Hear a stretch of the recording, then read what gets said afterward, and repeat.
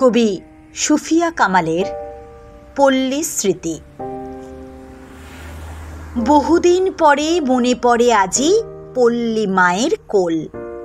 ঝাউ শাখে যেথা বনলতা বাঁধি হরষে খেয়েছি দোল। কুলের কাটার আঘাত লইয়া কাঁচা পাকা কুল খেয়ে অমৃতের স্বাদ যেন লোভিয়াছি গাঁয়ের দুলালি মেয়ে। পৌষ পার্বণে পিঠা খেতে বসে খুশিতে বিষম খেয়ে আরও উল্লাস বাড়িয়াছে মনে মায়ের বকুনি পেয়ে।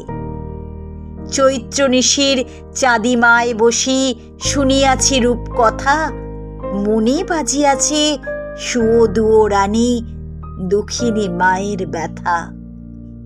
তবু বলিয়াছি মার গলা ধরে, মাগো সেই কথা বলো, রাজার দুলালে পাষাণ করিতে ডাইনি করে কি ছল।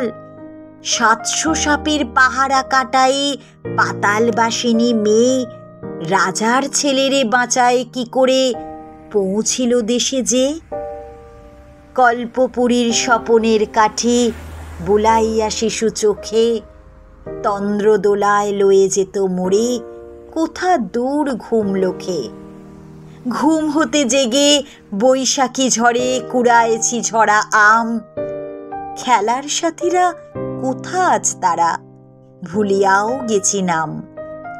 নববর্ষার জলে অবগাহী কভু পুলকিত মনে গান গাইয়াছি মল্লার রাগে বাদলের ধারাসনে।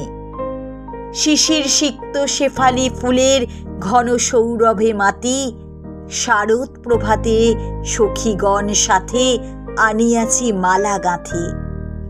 পল্লী নদীর জলে ভাসাইয়া মোচার খেলার তরি কাঁদিয়া ফিরেছি সাঁঝের আলোতে পুতুল বিদায় করি। আগামী দিনের আশা ভরসার কত না মধুর ছবি ফুটিয়া উঠেছে আখির পাতায়, ডুবেছে যখন রবি।